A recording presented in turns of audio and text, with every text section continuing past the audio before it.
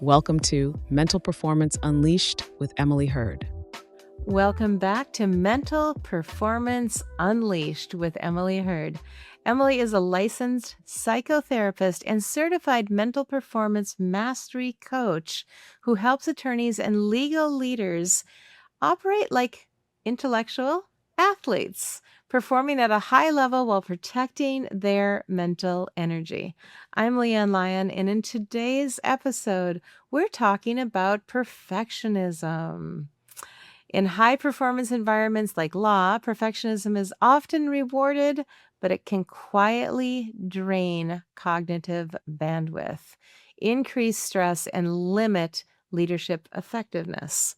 Emily will explain how perfectionism shows up in high performance, why it becomes a performance liability, and how attorneys can maintain high standards without sacrificing clarity and sustainability. It's great to see you again, Emily. It's nice to see you too, Leanne. So, perfectionism is often celebrated in high performance professions, especially law.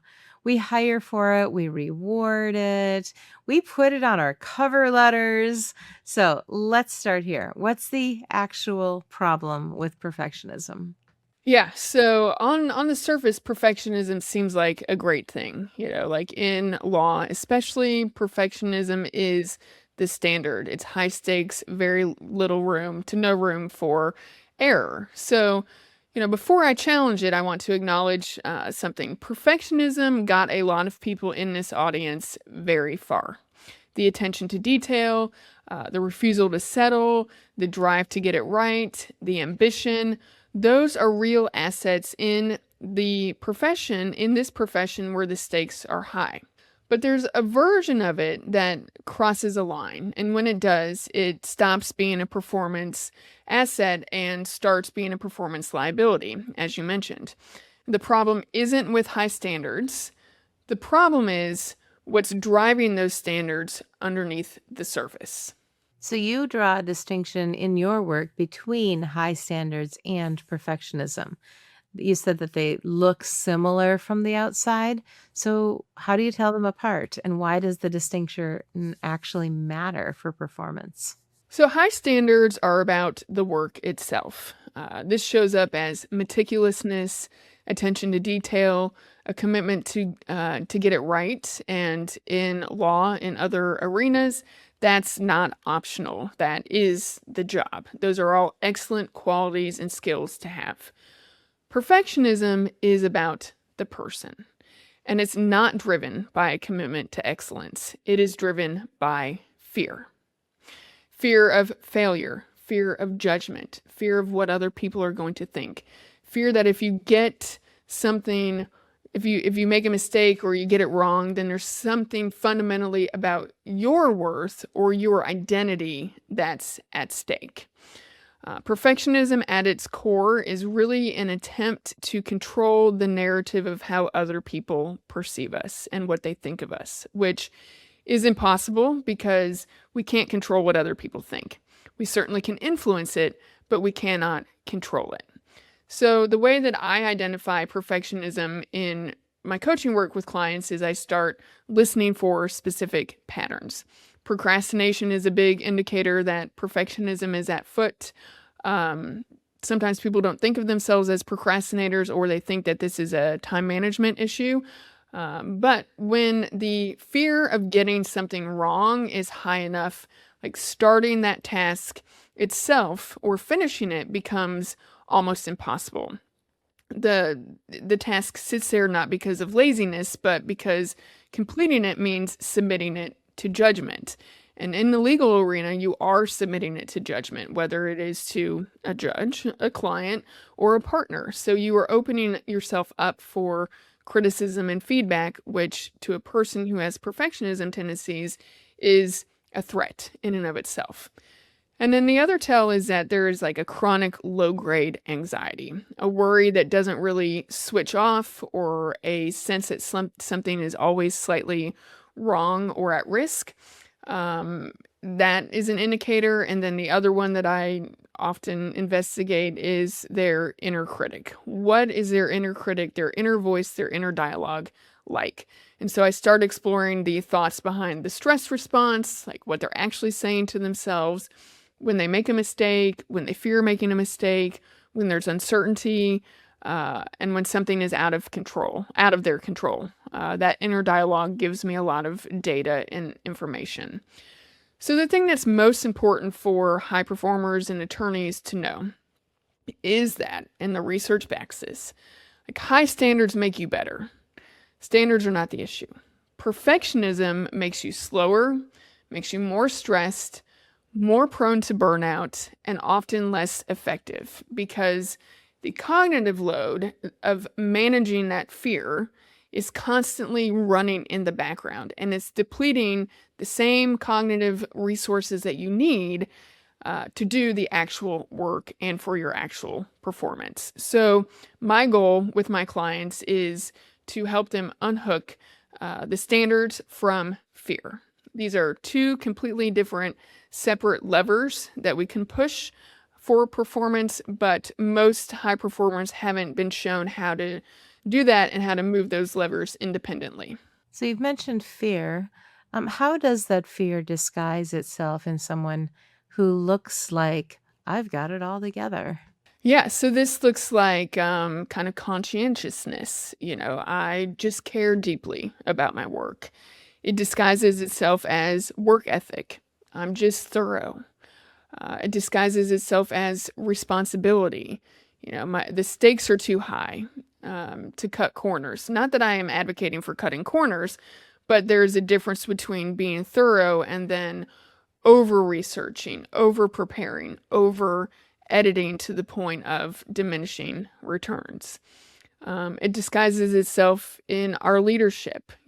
My team needs me to model excellence, but what you're really modeling is an impossible standard that they feel that they can never match up to. So, like, none of these things are wrong on their own. The tell is what happens internally when something goes imperfectly.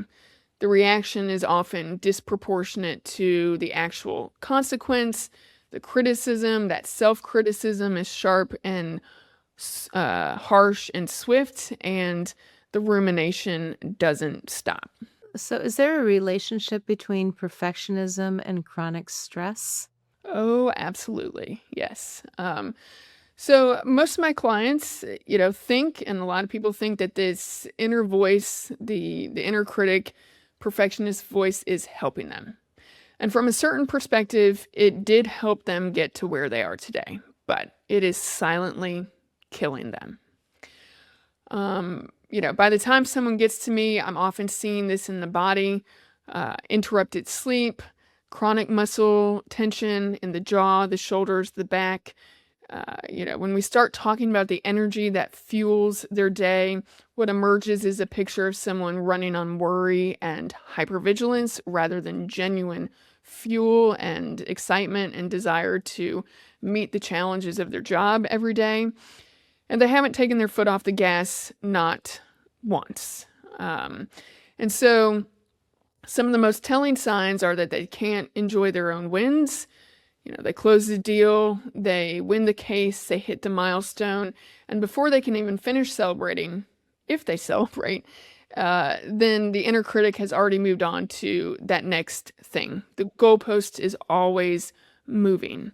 So this is the perfectionism kind of keeps that chronic stress state constantly operating, and it is not a performance tool, and it interferes with relaxation. And so what's happening underneath is that threat response system, that fight or flight response system is running on a constant low simmer. So again, perfectionism is fundamentally fear-based, keeps that stress response activated, cortisol stays elevated, builds up in your body, impacts all kinds of physical and mental health issues, and contributes to sleep disruption, cognitive fatigue, emotional dysregulation, and these are all systems of the same root issue. Let's talk a little bit more about the leadership issue you mentioned earlier. Sometimes showing up as over controlling, difficulty delegating, holding teams to, you said, impossible standards. So, how does a leader's perfectionism become their team's problem? So, a lot of times within leadership, I see perfectionism showing up as a number of different things. Number one, difficulty delegating. Um, so the result of that is the work piles up on the leader and they continue to overwork and their team never gets developed. The team doesn't get the opportunity to build their skills and their capabilities. This shows up as moving the goalposts on others. Just like we are never satisfied when we hit a goalpost and we're always moving that, we pass this on to our team. Our inner critic doesn't stay internal. It gets externalized to those closest to us, particularly our family and our team, our office mates and colleagues. So the team feels like they can't hit a standard that keeps moving. Perfectionism models hypervigilance. So the team learns that nothing is ever enough.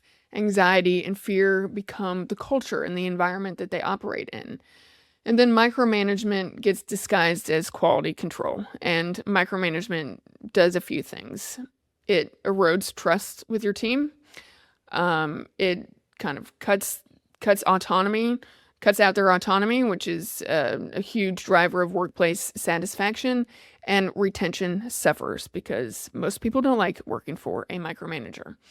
And then that emotional reactivity to mistakes creates a fear-based environment. So people will tend to hide mistakes and problems instead of bringing them to you as soon as they realize them so that they can be fixed.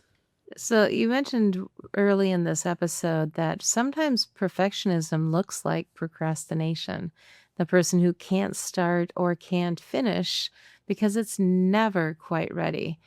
Talk us through what's actually happening here cognitively. Yeah, so again, like I mentioned before, most people think procrastination is a time management issue, but it's really an emotional regulation and specifically a stress management problem. Um, so when you fear, are things going to be good enough? What is my client going to think? What is a partner going to think? The starting of the task feels like a threat. So we interpret the task itself to be a threat when the fear of imperfection is high. So the blank page not starting is kind of quote unquote safe because it hasn't been judged yet. And then because there's anxiety about starting the task, if we procrastinate and we put it off and we avoid it, then we get temporary relief from that anxiety. But it's temporary because the task has to get done. So finishing also feels a little dangerous to our nervous system, essentially for the same reason, because when you're sending it out, then it opens it up to evaluation from other people.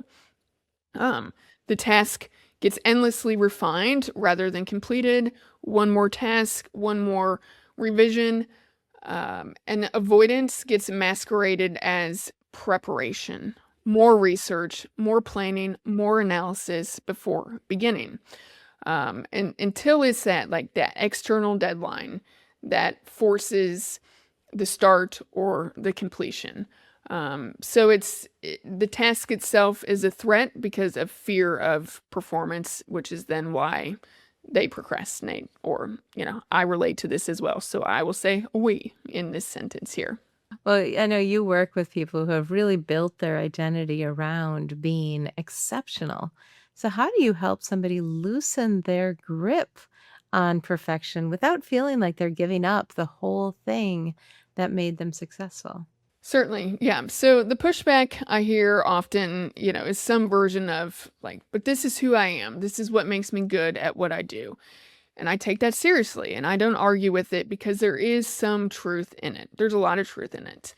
And so the question isn't whether or not to keep the standards. The question is who's enforcing them and how. So oftentimes, one exercise that I do with my clients is I ask them to think about their inner voice and externalize it as though it was a boss that was following them around all day at work. And I ask them questions. What would that experience be like? What would your boss be saying to you all day long?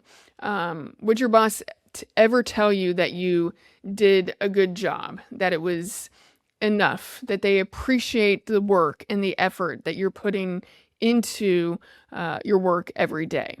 When you made a mistake, how would that boss handle it? Would they chew you out? Would they review it and kind of humanize, like, oh, I've made mistakes in my career as well? What happens to your anxiety level when you go to work around that boss? What happens to your motivation levels? So we start naming what the environment actually produces: the anxiety, the fear of never making a mistake, never feeling appreciated, like that constant stress and hypervigilance. And most people have had a boss like this at some point in their career, so it's not a far-fetched exercise for them to imagine what this would be like. So they know exactly what it does to performance and to motivation. And so then I explained to them, like, the neuroscience behind this, which is the same cortisol that gets pumped through their system if it was a boss following them around all day at work, is released into the body, even though it's coming from the 6 inches between your ears. Your nervous system doesn't know the difference between an external critic and an internal one. So the physiological cost is the same. You are essentially working for that boss every hour of every day. And as much as we try to escape our inner voice, we cannot. We are with it 24/7. So then with my clients, I flip it. I ask them to think about a boss or a coach or a mentor or someone that they've had in their life who had equally high standards but operated completely differently. Think about someone who held you accountable without humiliating you, who noticed when you did something well, who was direct when you missed the mark but didn't make you feel like that mistake defined you. Someone who believed in your capability even when you didn't, and who gave you feedback for how you can improve because they want you to hit your goals and show everything that you are capable of. And so we walk through that, and then I ask, like, so what kind of environment does that produce for you? How do you perform under that kind of leadership? So that's not a lower standard. That is a different operating state. And the research backs this up. There's a ton of work out there on self-compassion, and this is kind of attorneys are a little skeptical of when I use this word, and I get it. But it's essentially, research shows that self-compassion is not the enemy of high performance. It is associated with greater resiliency, faster recovery from setbacks, more willingness to take risks, and sustained motivation over time. So the harsh inner critic doesn't make you better. It is actually making you more fragile. Wow. We are fascinating creatures, are we not? We are, yes. So if a high performer is listening and recognizing the perfectionism patterns in themselves as we wrap up this episode quickly, and maybe seeing this for the first time, what is the most important thing to understand about changing it? Yeah, so I would highly encourage people to start thinking about their thinking. This is metacognition, and think, like, if I was listening to a podcast of my voice all day long, what would I be listening to? Would I want to tune into that program, or would I want to turn it off and run? So developing that skill of awareness and observation, getting curiosity about how you're speaking to yourself and the fears that are driving you, how that's impacting your performance, your stress state. And then, recognizing that, again, this is not about lowering the standards. It's about becoming, like, changing that inner voice to become the leader that you want to be for yourself. That is great. Well, that is food for thought. Use that metacognition, and that is it for today's episode of Mental Performance Unleashed with Emily Heird. To learn more about how Emily helps attorneys and legal leaders strengthen their mental performance, go to vantageviewcoaching.com and take the free mental performance assessment. It takes about 10 minutes, and then book a call with Emily to walk through what it reveals about your performance and receive personalized protocols to start implementing immediately. Thanks for listening, and be sure to like, subscribe, and share this show with somebody you know that may be a perfectionist. Thank you, Emily. Thank you, Leanne. Thanks for watching. Be sure to hit that like and subscribe button and leave us a review in the comments.